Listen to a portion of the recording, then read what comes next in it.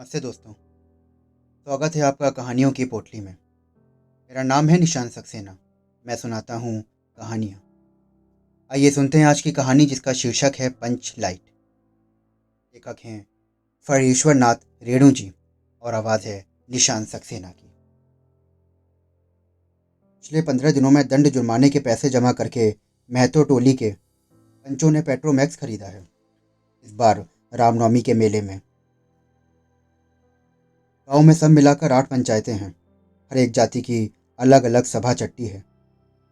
सभी पंचायतों में दरी, जाजिम, सतरंजी और पेट्रोमैक्स हैं। पेट्रोमैक्स जिसे गांव वाले पंचलाइट कहते हैं। पंचलाइट खरीदने के बाद पंचों ने मेले में ही तय किया कि 10 रुपए जो बच गए हैं इससे पूजा की सामग्री खरीद ली जाए।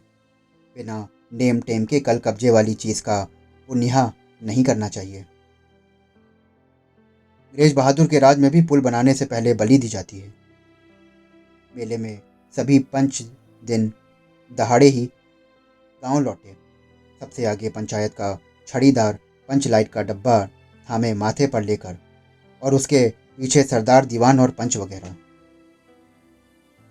गांव के बाहर ही ब्राह्मण टोले की फुंगटी झाने ने टोक दिया। इतने में लालटेन खरीदा हुआ महतो। देखते नहीं है पंचलाइट है। ब्राह्मण टोली के लोग ऐसे ही ताप करते हैं। अपने घर की डिडरी को भी बिजली बत्ती कहेंगे और दूसरों के पंचलाइट को लालटेन। टोले भर के लोग जमा हो गए। औरत, मर्द, बच्चे, बूढ़े सभी काम को छोड़कर दौड़े चले आए। चल रे चल, अपना पंचलैट आया है पंचलैट। खरीदार अग्नू महतो रह रहकर लोगों को चेतावनी देने लगा। हाँ, दूर से, जरा दूर से, पूछा मत करो, केस ना लगने पाए।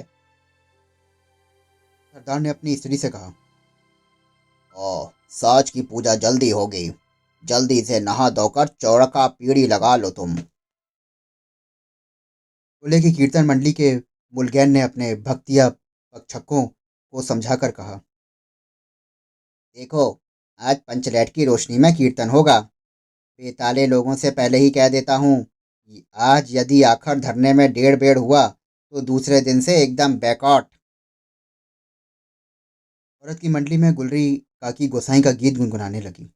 छोटे छोटे बच्चों ने उत्साह के मारे बेवजह शोरगुल मचाना शुरू कर दिया।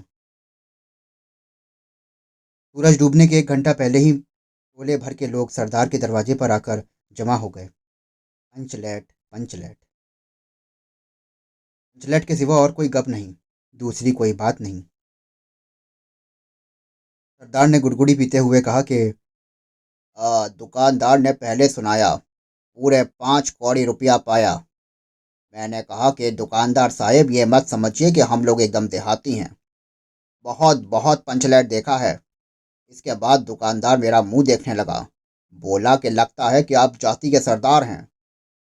ठीक है, जब आप सरदार होकर खुद पंचलैट खरीदने आए हैं तो जाइए, पूरे 5 कौड़ी में आपको दे रहे हैं। दीवान जी बोले, हाँ, अलबत्ता चेहरा परखने वाला दुकानदार है। पंचलैट का बक्सा दुकान का नौकर देना नहीं चाहता था। मैंने कहा कि देखिए दुकानदार साहेब, बिना बक्सा पंचलैट कैसे जाएगा। और दुकानदार ने नौकर को डांटते हुए कहा, क्यों रे, दे दो बक्सा। टोले के लोगों ने अपने सरदार और दीवान की श्रद्धा भरी निगाहों से देखा। छड़ीदार ने औरतों की मंडली से सुनाया, रास्ते में सन सन बोलता था पंचलैट। लेकिन एक एन मौके पर लेकिन लग गया। रुदल साहब बनिए की दुकान से 3 बोतल केरोसिन तेल आया और सवाल पैदा हुआ कि पंचलैट को जलाएगा कौन। ये बात पहले किसी के दिमाग में नहीं आई थी। पंचलैट खरीदने से पहले किसी ने ना सोचा था और खरीदने के बाद भी नहीं। अब पूजा की सामग्री चौकी पर सजी हुई है। कीर्तनिया लोग खोल ढोल करताल खोलकर बैठे हैं और पंचलैट पड़ा हुआ है।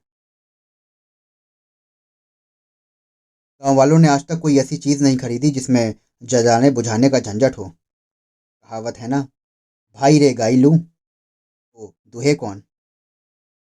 अब इस कल कब्जे वाली चीज़ को कौन बोले? ये बात नहीं कि गांव भर में कोई पंचलैट बालने वाला नहीं, और एक पंचायत में पंचलैट है, उसके जलाने वाले जानकार हैं।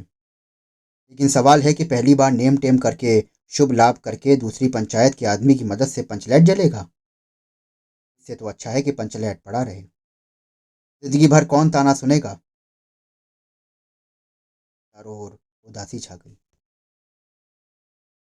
अंधेरा बढ़ने लगा। किसी ने अपने घर में आज डिबरी भी नहीं जलाई थी। आज पंचलैट के सामने डिबरी कौन बालता है।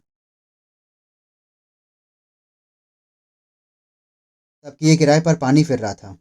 सरदार, दीवान और छड़ीदार के मुंह में बोली नहीं। पंचों के चेहरे उतर गए थे। किसी ने दबी हुई आवाज में कहा कि कल कब्जे वाली चीज का नखरा बहुत बड़ा होता है।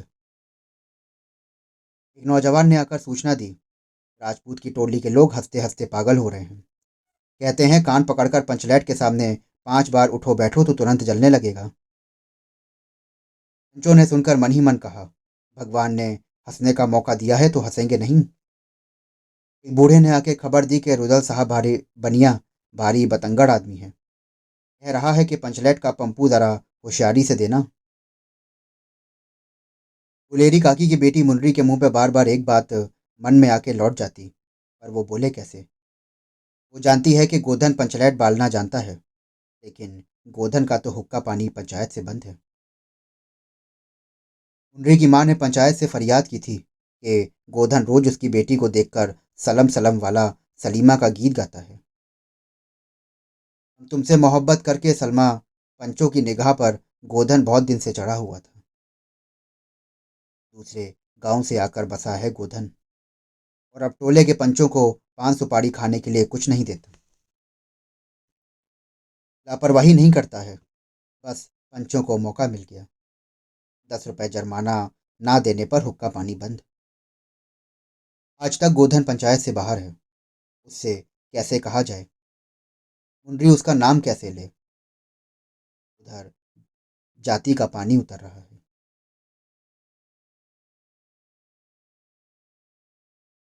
मुंडरी ने चालाकी से अपनी सहेली कनेली के कान में बात डाल दी। कनेली मुस्कुरा कर रह गई। मुंडरी बोली, तू कह दे किसान सरदार से कि गोधन जानता है कि पंचलैट बालना केनली को कैसे होगा।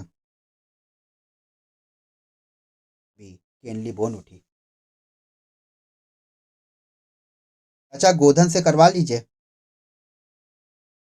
सरदार ने बोला। कौन गोधन? जानता है वो बालना। लेकिन पंचों ने एक मत होकर कहा कि उसका तो हक्का पानी बंद है। सलीमा का गीत गाकर आंख का इशारा मारने वाले गोधन से गांव भर के लोग नाराज थे। सरदार ने कहा कि जाति की बंदिश क्या, जबकि जाति की इज्जत ही पानी में बही जा रही है तो क्यों ना दीवान जी उसे। दीवान जी ने थोड़ी देर सोचा और बोले कि ठीक है। पंचों ने भी एक स्वर में कहा कि ठीक है, गोधन को खोल दिया जाए। सरदार ने छड़ीदार को भेजा। छड़ीदार वापस आकर बोला कि गोधन आने को राजी नहीं हो रहा है। कहता है पंचों की क्या प्रतीत है, कल कब्जा बिगड़ गया तो मुझे दंड जुर्माना भरना पड़ेगा। छड़ीदार ने रोनी सूरत बनाकर कहा, इसी तरह गोधन को राजी करवाइए, नहीं तो कल से गांव में मुंह दिखाना मुश्किल हो जाएगा। अभी बीच में गुलेरी काकी बोली, जरा मैं देखूं कह के उससे। गुलेरी काकी उठकर गोधन के झोपड़े की ओर गई और गोधन को मना लाई। सभी के चेहरे पर नई आशा की रोशनी चमकी। गोधन चुपचाप पंचलेट में तेल भरने लगा। सरदार की स्त्री ने पूजा की सामग्री के पास चक्कर काटती हुई बिल्ली को भगाया। कीर्तन मंडली का मुलगैन मुरछल के बालों को संवारने लगा। गोधन ने पूछा, स्पिरिट कहाँ है? बिना स्पिरिट के कैसे जलेगा? लो मजा। अब ये दूसरा बखेड़ा खड़ा हुआ। सभी ने मन ही मन सरदार, दीवान और पंचों की बुद्धि पर अविश्वास प्रकट किया। बिना बूझे समझे काम करते हैं ये लोग। उपस्थित जन में फिर मायूसी छा गई। लेकिन गोधन तो बड़ा होशियार लड़का है, बिना स्पिरिट के ही पंचलैट जलाएगा। थोड़ी गरी का तेल ला दो। मुंडरी दौड़ कर गई और एक मलसी गरी का तेल ले आई। गोधन पंचलैट में पंप देने लगा। अंत में पंचलैट की रोशनी से सारी टोली जगमगा उठी। तो कीर्तनिया लोगों ने एक स्वर में महावीर स्वामी की जय ध्वनि के साथ कीर्तन शुरू किया। पंचलैट की रोशनी में सभी के मुस्कुराते हुए चेहरे स्पष्ट हो गए।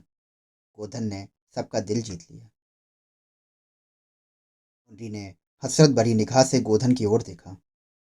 आंखें चार हुई और आंखों ही आंखों में बातें हुई। कहा, सुना, माफ करना, मेरा क्या कसूर। सरदार ने गोधन को बहुत प्यार से बुलाकर कहा, तुमने जाति की इज्जत रखी है, तुम्हारा 7 खून माफ। खूब गाओ सलीमा का गाना। गुलरी काकी बोली, आ गोधन, आज रात मेरे घर पे खाना खाना तुम।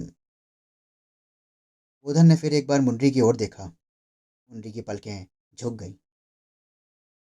तीनिया लोगों ने एक कीर्तन समाप्त करके जय ध्वनि की। जय हो पंचलैट के प्रकाश में एक भारी गर्जना लगाई। पेड़ पौधों का पत्ता पत्ता आज पंचलैट के प्रकाश से